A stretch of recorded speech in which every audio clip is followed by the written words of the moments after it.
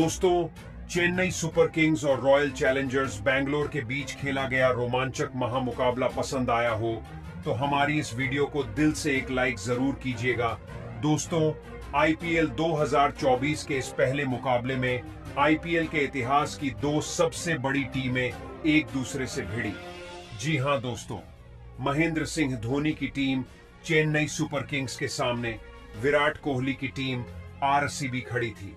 रोंगटे खड़े कर देने वाले महामुकाबले में आरसीबी के कप्तान फाफ डुप्लेसिस ने टॉस जीता और पहले बल्लेबाजी करने का निर्णय लिया और इसी के साथ ही चेन्नई की टीम को पहले बॉलिंग करने का आमंत्रण दिया। आरसीबी की तरफ से रनों की बारिश करने के इरादे से दो विस्फोटक ओपनर बल्लेबाज विराट कोहली और फाफ डुप्लेसिस मैदान में उतरते हैं।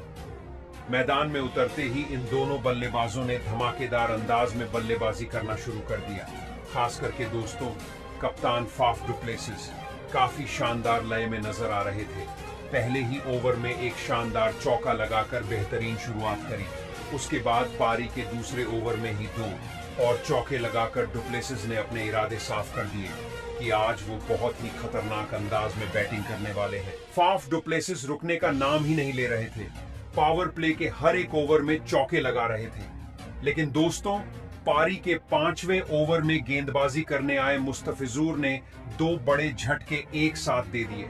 चौथे ओवर की तीसरी गेंद पर सेट बल्लेबाज डुप्लेसिस को रचिन रविंद्र के हाथों कैच आउट करवा दिया। डुप्लेसी 23 गेंदों में 35 रन बनाकर आउट हुए, जिसमें उन्होंने 8 चौके लगाए थे।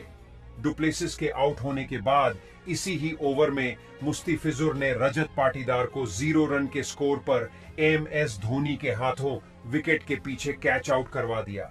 रजत पाटीदार बिना खाता खोले पवेलियन वापस लौट गए। पाटीदार के आउट होने के बाद बल्लेबाजी करने के लिए ऑलराउंडर खिलाड़ी ग्लेन मैक्सवेल मैदान में उतरते हैं। लेकिन दोस्तों, उसके अगले ही ओवर में गेंदबाजी करने आए दीपक चाहर ने ग्लेन मैक्सवेल को एमएस धोनी के हाथों कैच आउट करवाकर आरसीबी को तीसरा बहुत बड़ा झटका दे दिया। मैक्सवेल अपना खाता भी नहीं खोल पाए। दूसरी तरफ विराट कोहली अकेले मैदान में खड़े रह गए।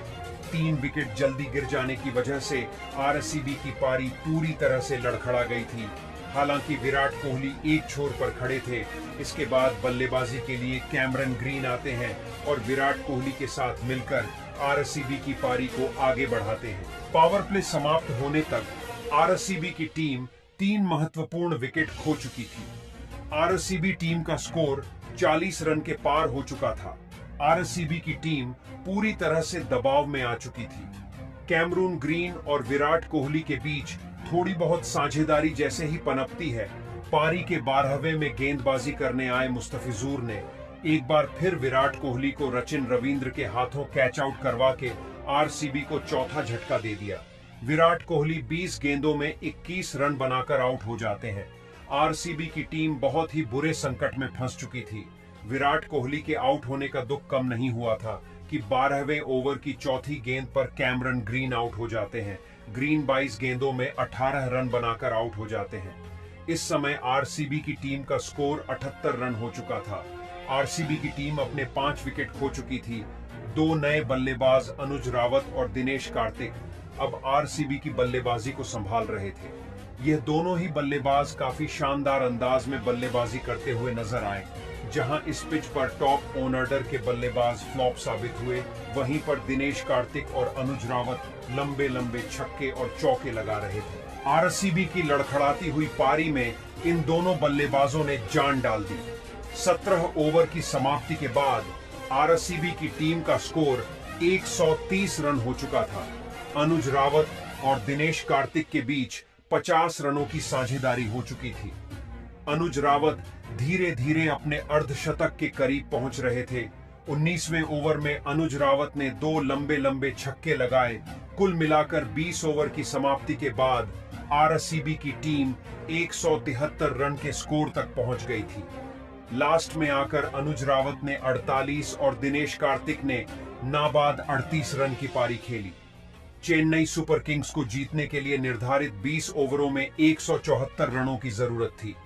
चेन्नई की तरफ से पारी की शुरुआत करने के लिए कप्तान ऋतुराज गायकवाड़ के साथ न्यूजीलैंड के धाकड़ बल्लेबाज रचिन रविंद्र मैदान में उतरते हैं। पहले ही ओवर में गायकवाड़ ने मोहम्मद सिराज को 2 चौके मारकर चेन्नई को एक बढ़िया शुरुआत दिलाई।